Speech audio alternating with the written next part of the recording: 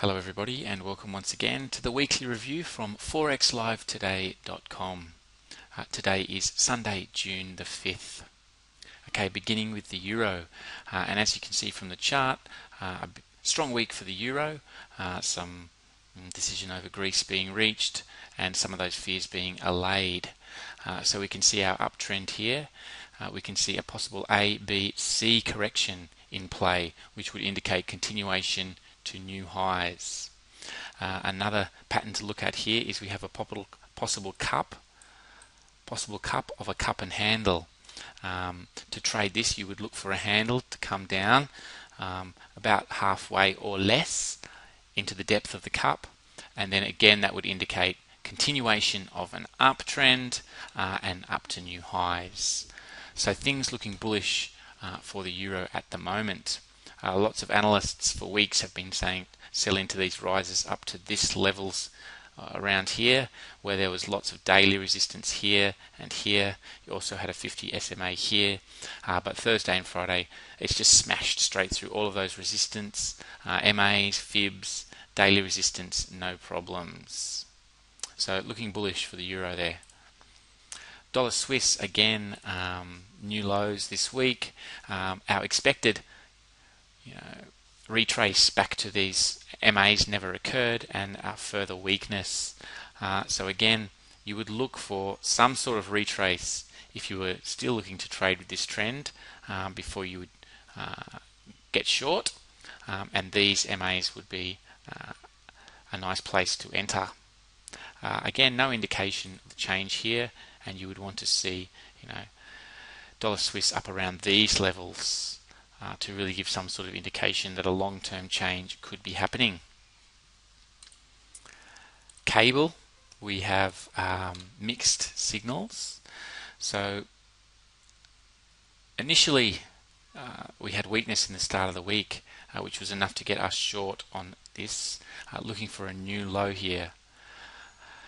The 61.8 fib from the move from here to here has proved to be resistance, and especially on Wednesday, strong sell-off on cable. Thursday and Friday, more so due to weakness for the dollar rather than strength for the pound.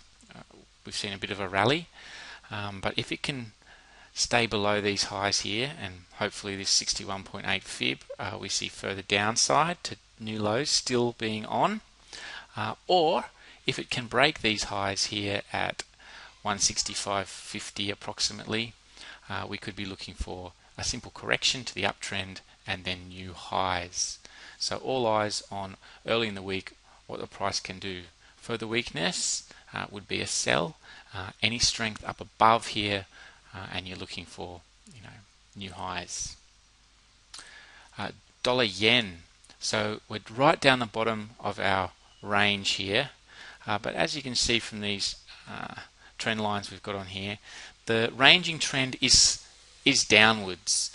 So there's some possible further downside down here before perhaps a move up to either this trend line up to these MAs here. At the moment, the risk reward would probably be long, because as you can see, we are at the bottom of this range. However, there is the risk of further downside down towards this level 79.50s. So, opportunity perhaps there. That's it for the major currencies, and if we look at the Aussie dollar, we can see that the downtrend is still in place here. We have made a new high this week, however it is struggling to get much further above here. Any move above here at 108.90 and we would be definitely on for new highs, and that would be again an A, B, C correction. However, we haven't seen the strength in the Aussie dollar that we're used to in the past, or in the past year or so, and also this week some of the other currencies have been really strong against the dollar, and the Aussie dollar not so much. So perhaps an indication that the strength of the Aussie dollar is beginning to wane, but it has been strong over the past year or more, so don't be too quick to write it off. If we look at the New Zealand dollar, we can see here on a weekly chart that we have these key levels of resistance. We have our horizontal resistance, we have our wedge, top of the wedge resistance, which it has closed under, and there is also some negative divergence on the RSI as well that we haven't seen before. So we see the price making a new high and RSI failing to make a new high. If we go through to the daily, you can see the negative divergence much clearer, and it's up above these key 70 levels, which holds some significance. Once again, it's tried to reverse, but the weakness of the US dollar had it rallying on Friday. One final currency we'd just like to mention is the Canadian dollar. The Canadian dollar is showing weakness against a whole basket of currencies, and this is against the US dollar. Obviously, you want to see a break above this horizontal resistance here, and more significantly this 200 MA here. A break above that, and we could be feeling a bit more confident about a change in trend here. We do have a high here that would be nice to break as well. However, it is a succession of higher lows and higher highs here, so it is looking like a possible reversal of US CAD. Okay, and finally, before we say goodbye, lots of big numbers and figures and press conferences coming out this week, so don't forget to keep your eye on this economic calendar. Monday we have the Ivy PMI, which could move the Canadian dollar.